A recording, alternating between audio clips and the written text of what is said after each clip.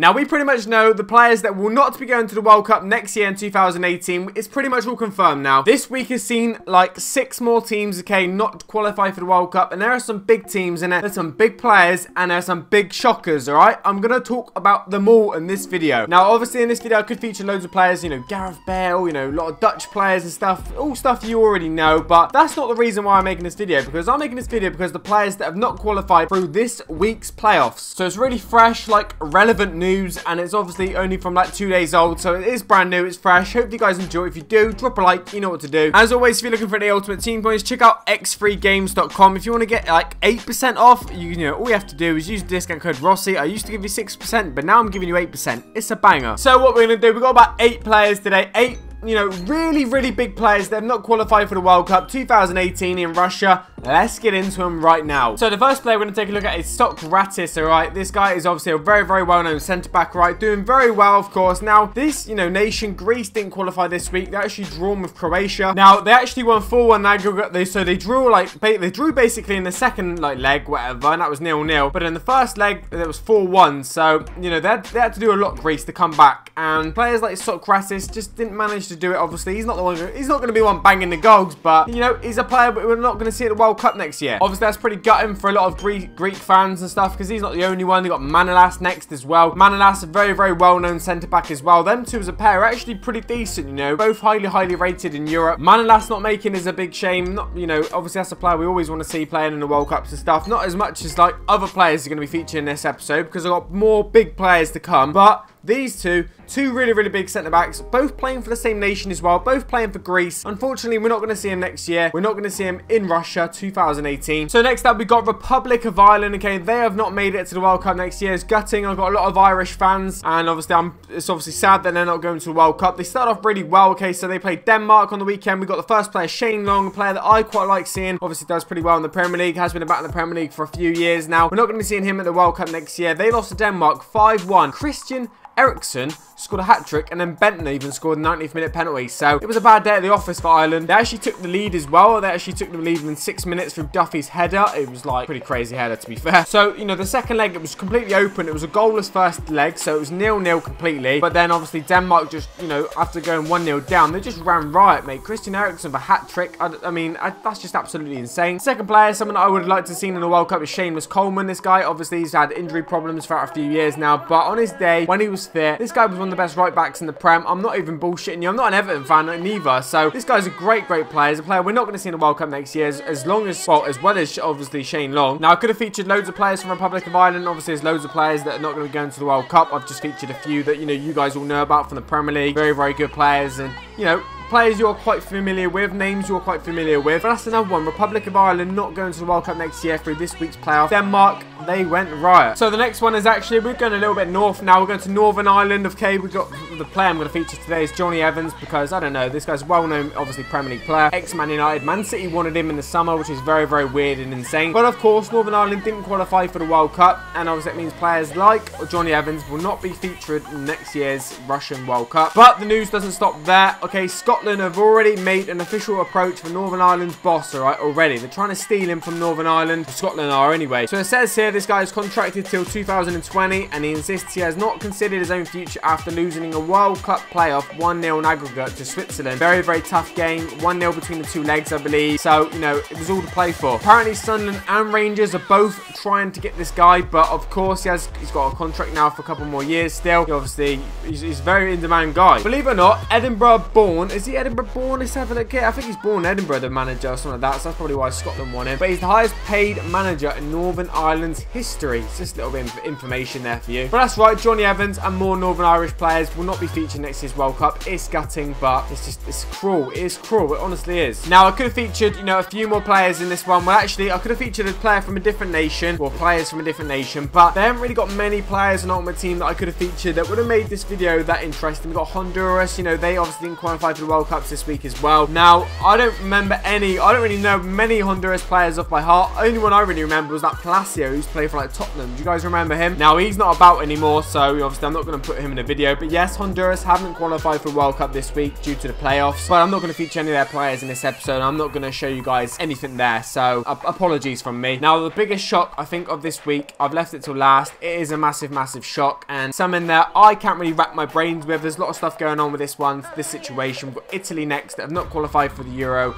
well, for the World Cup 2018. Now, obviously, lots of situations happen there. They haven't qualified lots of players. That means lots of the world's best ever players, or best players currently, will not be featured in next year's World Cup, and the manager's already been sacked. That's already happened. Now, the first player I'm going to actually feature in this video is actually Buffon. Now, he's actually officially retired from international football, so we won't actually see this guy in an Italy shirt ever again, let alone a World Cup. So, obviously, just a lot of respect to Buffon for what he's done in football. One of the best goalkeepers the world's ever seen. One of the most loyal and whatever, just incredible amount of appearances. What a guy, what a goalkeeper. We're never going to see him play international football again. Forget World Cups, forget, you know, Russia 2018. Just think about how sad that is, alright? That's a big guy from a big generation gone. Same with the next one, alright? Well, this guy's not retired just yet, but we've got Bonucci, 88 rated, has obviously got a feature in this video, hasn't he? Just has to be. So Bonucci, of course, named AC Milan, not started life too well, AC Milan. If you guys haven't seen that video, it's yesterday's video. We'll talk about a few transfer flops.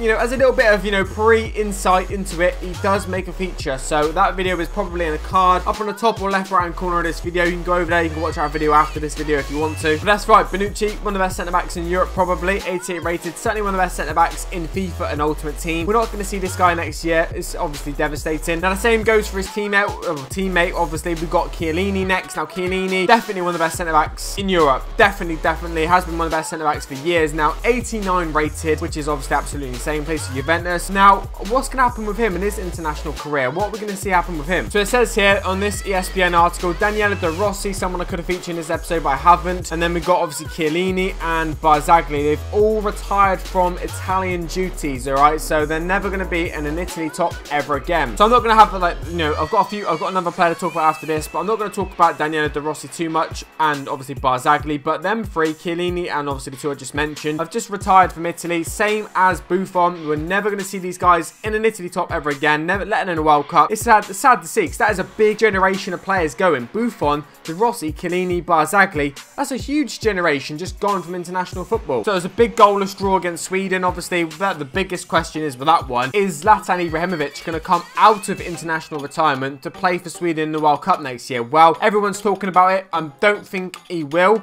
because, you know, it takes a bit of the limelight away from what Sweden have actually achieved. But last one I want to talk about is Insigne, because this guy in this video is very interesting, right? We're going to talk about the De Rossi situation involving Insigne that happened in the Sweden game, which you guys are probably unaware about. So basically, it's 0-0. Obviously, Italy have got to go on. They've got to try and win this game. It's currently 0-0. So the manager, who actually has now been sacked, he goes to De Rossi and says, look, you know, warm up, you're coming on. But then De Rossi to turn around and say, you know, why are you subbing me on? We are drawing. We need to win. Put Insigne on. He turns around and he points to Insigne and says, put Insigne on. He's like going mad. He's getting a bit red at this point. He's not really happy with the manager. So that's right. They were drawing the game. They needed goals. He didn't want to bring Insigne on, the manager, for some reason. Look how good this player is, right? Fantastic footballer. Should be subbed on at least if you need a goal. I'm sorry. It's pretty obvious. You just should sub him on if you need a goal. So on ESPN article, because De Rossi actually come out and talked about this, I'm going to read you the just quick passage right now. De Rossi was spotted arguing with his coach over a substitution, urging the manager to put on forward Insigne as the Italians needed a late goal. Now, the man himself come out and said this, right, in an interview. The man himself, De Rossi, said afterwards, we have this tendency to warm up 3 at a time, then after 5 minutes we change and another 3 go. I just said we were near the end of the game and we had to win, so send the strikers to warm up, and I pointed to Insigne too. It wasn't up to me whether it was tactical issues and whatever. The professor is a lovely guy, so I'm sorry if I offended anyone. At the time, I just thought perhaps it was better that Insigne come on instead of me. So this is what he said in the interview afterwards, so